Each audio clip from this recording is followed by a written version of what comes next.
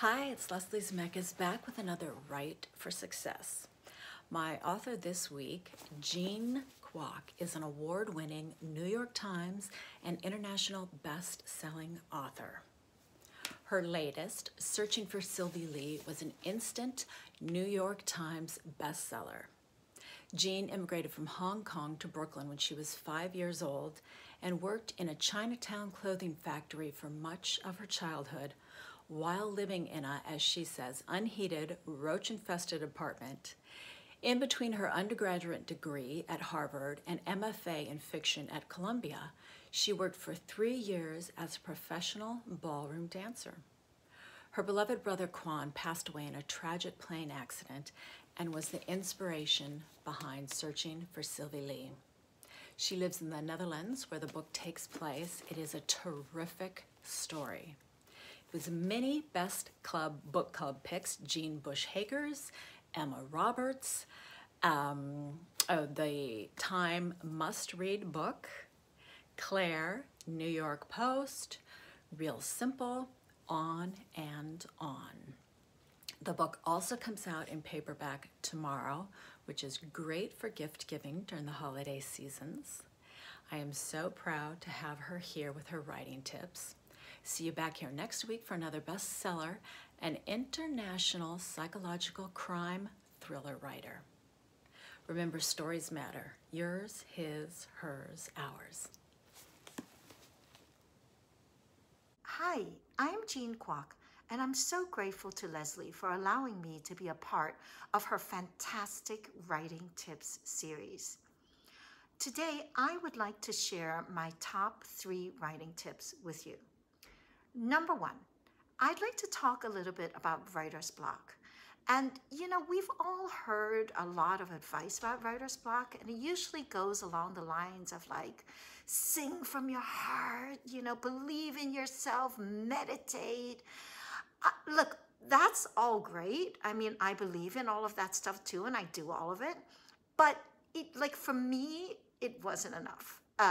My first book was Girl in Translation, which is here, that's the Chinese edition. And before it was done, it basically killed me. I mean, it took me about 10 years. I did not know what to do. I got so stuck. And I worked on it and worked on it and worked on it. And then ultimately I had to throw away like 360 pages, which was so incredibly painful. And, I was sitting there trying to believe in myself, but it didn't really work out that well for me.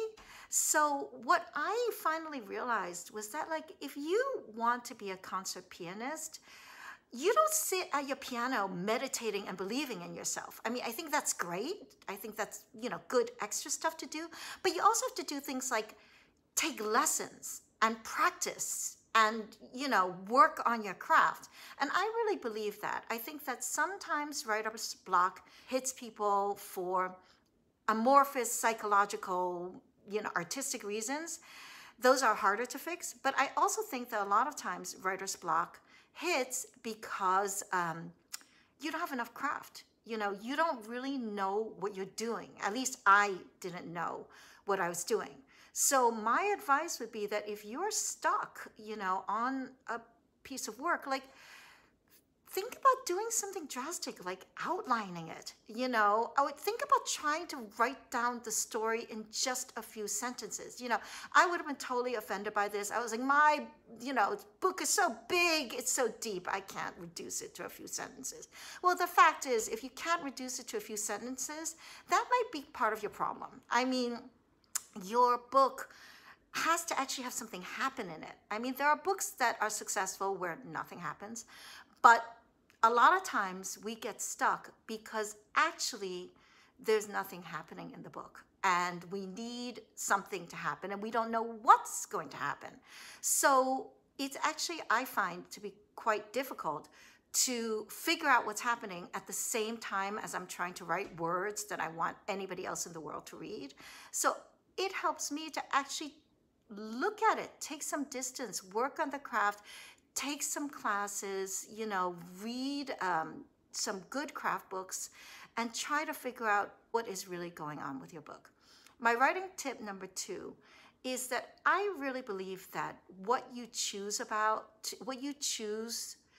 to write about is possibly more important than how you execute what you write. So yes, obviously execution is incredibly important, but I do believe that the very crucial decision happens at the very beginning when you decide what subject your book is going to be about.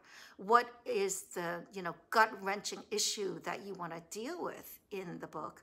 And my most recent book, Searching for Sylvie Lee, I originally had a completely different premise and a completely different story, because Searching for Sylvie Lee is actually inspired by the disappearance of my brother in real life. And that was something that was so painful to me.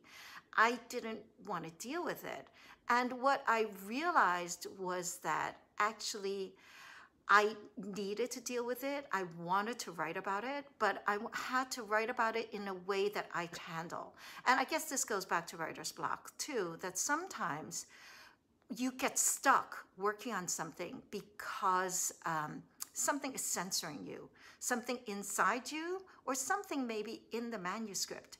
And so, for example, Searching for Sylvie Lee, if I had tried to write the book about the disappearance of a man, I couldn't do it. I did try, it didn't work. So when I changed the person who disappeared to a woman, so that Searching for Sylvie Lee is about two sisters, and the dazzling, brilliant, beautiful, successful sister disappears, and the young, shy, stuttering sister has to pull herself together to find her.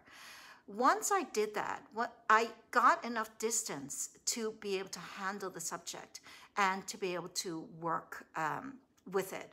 And I was able to proceed, and it actually flowed once I figured out what I was doing. My tip number 3 is about when to take someone's advice or how to make decisions about your manuscript. I do try to be as open as possible when I am receiving feedback, especially from my agent or my editor or someone I really trust. But in general, the guideline that I follow for myself is that I try to trust my body over my mind. So yes, I talked about it earlier, do use your mind. I mean, don't throw your mind away. It's good to use your mind to think about if your book is working, how you can fix it, how can you maybe make it a little bit more original, a little bit less cliched. But when I really don't know, and I have maybe, let's say, 2 subjects I want to write about, both of which seem interesting to my mind, I try to listen to my gut feeling. I say, what does my body tell me? And when I'm in the middle of a manuscript and I get edits, and I'm not sure if I'm just being resistant to be resistant, or if it's actually something, I should actually do, or that I should change in the manuscript, something I think about is, I trust my gut feeling. And something I think about is that you write for a reason. You're passionate for a reason. And that passion is like a flame that keeps your writing alive. And you have to keep that flame alive. I think it's far better to have a vital, flawed, living creature than to have a perfectly proportioned corpse that's lying on a slab. And if you get kind of buffeted too much by too many other opinions, you can wind up losing the thing that made you desire passionately to write about this topic in the first place. So always keep that alive. Okay, thanks very much. I hope that these tips have helped you.